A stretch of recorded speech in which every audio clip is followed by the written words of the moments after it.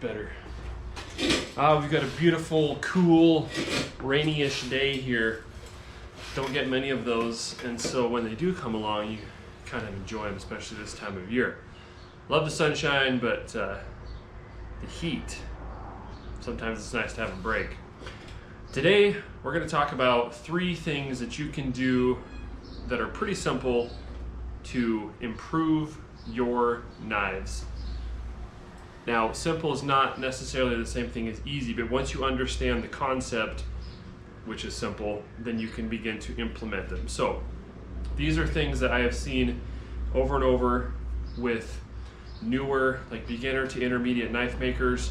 Everybody is on a little bit different learning path, and this includes myself. These are things that I in the past have had to learn how to do better, and I'm going to share them with you because these are big things. Oh, you got something to say down there? All right. The first thing that you want to look at on your knives is the thickness of the blade, the thickness of the grind, and then the thickness behind the edge. So just the overall how much material you have on that blade. These are all relevant. These are all relevant, but probably the most relevant ones are the thickness of the grind and the thickness behind the edge, because you can start out with a relatively thick spine or piece of steel, and if you put in a nice high grind on it and get that edge thinned down and then a appropriate thickness behind the edge, it'll still cut really well. And so the thickness of the spine or the stock that you're using is of last importance, but it is still a consideration, particularly with any kind of knife that you're slicing through something, such as, and especially perhaps kitchen knives. Many knives that you use, outdoor knives, whatever, you're not really cutting through something to where your material is contacting the blade all the way up. But if that is the case, then the thickness of the spine is going to come into account more, and what I like to call cutting clearance. But we do have a cutting clearance issue down right at the edge, and then however far up that material is contacting the edge, especially if it's trying to stay together. Let's think of like an onion. When you're slicing with a kitchen knife, that onion is going to contact the blade, most of the way up, and so that whole time you're creating friction and drag and a wedge effect. And so in general, the thinner that blade is overall, the better it's going to cut. What I've seen a lot of is people leaving their thickness behind the edge, their grinds, especially these 2 things, much too thick. I think a lot of this has to do with a lack of confidence or experience in the steel that they're working with, and by the same token, or right along with that, the heat treat that they're doing on the steel. This can be remedied by doing more research and development in your own shop with the particular steel that you're using. And just a simple rule of thumb is build a knife, grind it thinner than you think you should, then go thinner, then put a nice fine edge on it and go out and use that knife. If it doesn't fail, if you don't get a crack or a chip or some kind of breakage, then take it back to the grinder, grind it thinner, and go and use it some more for its intended purpose.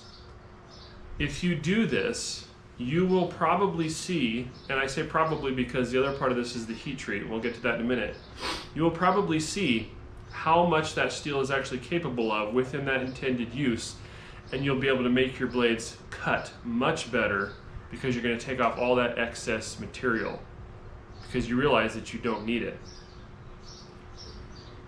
The heat treat is really important in this because if you have a poor heat treat, that steel is not going to perform the way it should, and you're not going to be able to get that thin edge, that really great cutting action, because the steel isn't going to hold up. And so one way to avoid this or address this is to make sure that you're using a steel that you can appropriately heat treat with your given materials, or I should say tools. Because the things you're going to be looking at when you take that blade down thinner than you ever thought was possible is you're going to look at how hard the steel is, but also how tough it is. Again, so you're going to be cutting stuff, and if the edge bends or rolls, then it's probably too soft. But if it chips or cracks, it's probably too hard, at least for that specific geometry. And so you have to find sort of that happy medium between a good heat treat that's not too soft but not too brittle, and a edge geometry that matches that, and then pair these things with the intended use. And so there are some steels that you will have difficulty getting appropriately heat treated in just a forge, for example.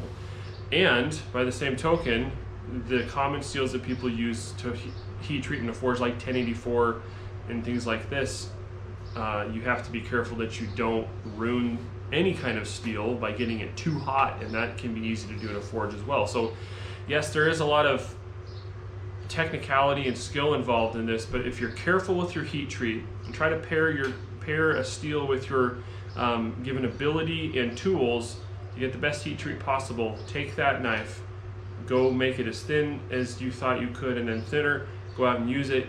This is going to allow you to find where the limits are, and then when you find the limit, back up a little bit, leave a little bit more material on the blade, and you're still going to have a really nice cutting blade that's going to be tough enough for anything within the intended use case, and it'll just work a lot better for you if you're making it for yourself or for your customer or whatever. The next thing that I see a lot of, and that I used to do as a newer knife maker, is leaving the handle scales, particularly on a full tang knife or the handle block on a hidden tang knife, too square and blocky. And you actually see this on machine-made knives a lot, where the handle scales are being cut out by a CNC machine, and then the corners being radiused, with the radius tool. But the radius is too weak. There's not enough roundedness to it, and so it really just leaves a rounded corner. And so when you're holding the knife, you can still feel the corner. Now, I'm not saying that that's the worst thing in the world, and sometimes it can help with a little more positive grip. But if you're using that knife for any length of time or putting a lot of pressure on it, you're going to start feeling those corners, and it's just not comfortable, and it's not a pleasing interface to the edge, which is what a handle is. Yes, a handle can be really neat looking, like this one here, and just pleasing to the eye, etc. But it is the user interface to the edge. That's how you're controlling and using the edge, which is what a knife is for. So if that handle's not comfortable, if it doesn't fit in your hand, kind of like a glove or whatever they like to say, then you might want to rethink that a little bit. What you're kind of going for is more of an ovalish cross section, depending on the knife design. But this is really something to think about. Now, I would just, the basic recommendation is once you've rounded off your handle scales where you're shaping the handle, go back and round them off some more so that you've got a oval cross section, and really look at that. Now, if this results in a grip that is too small or too dainty or too minimal for your liking, then you should probably go back and redesign the actual size of the handle in the first place, so that when you do remove those corners completely, you still have a decent sized grip for the intended size and design of the knife. If you're leaving that material on there because the grip feels too small, if you don't leave it on there, then you need to redesign the handle, in my opinion. So that's the second big thing that I would recommend paying attention to, that will really help improve the overall functionality and appeal of your knives. The third thing you should look at to help improve your knives is just overall fit and finish. And one of these things includes stuff like little gaps and things like that around the handle scales and things like that. You want a nice tight fit between your handle scales and the tang. Now, one of the areas that this can become an issue is if you're forging, more than other cases, is if you're forging your blades, and when you're forging out that tang, it's very easy to have sort of undulations or divots or impressions from the hammer, unless you have some way to really flatten that out. And a flatter on your anvil would be a good way to do this. But then when you go to put your handle scales on, it can lead to a little bit of issues. Now, this can be overcome if you're careful with the forging, and then any tiny little imperfections isn't the word I'm looking for, but like inconsistencies in the flatness of the tang should be filled in with epoxy, and then just part of the handle. But you don't want to have any, like this here is nice clean, tight, you know, fit up. That's what you want on your knives.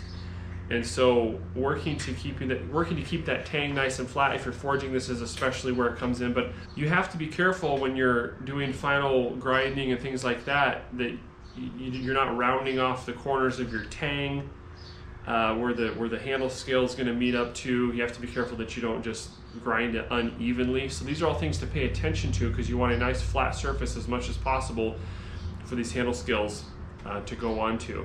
And the way this would apply to a hidden tang knife is just a general fit up and finish when it comes to the bolster contacting, you know, the handle wood or the block or whatever it is that you're using. There shouldn't be any gaps around that. And this takes more time to really look at that and to take off material where you need to and get that fit up nice and tight. But this is going to add to the overall quality and functionality of your knife, and something to really think about and look at. All right, since you guys have stuck around this long, I'm going to give you a bonus content here, whatever. A fourth and final way on this particular video that you can improve the overall quality and functionality of your knife, aside from the things that we just mentioned, and that is just learn how to sharpen a knife well. Most knives that you get, handmade or otherwise, I should say most knives that you get, whether they're handmade or not, are not as sharp as they could be, or perhaps should be. Doesn't mean they won't cut, doesn't mean they won't work, but it is nice to have a customer, you know, pick up a knife or get it in the mail when you send it to them, and be pleased with how sharp the knife is. And obviously sharp is kind of the whole purpose of a knife in the first place. So let's try to do that really well, right? And I have videos on sharpening on the channel here. I'm sure I'll put more out in the future, but I would just recommend learning how to sharpen a knife well.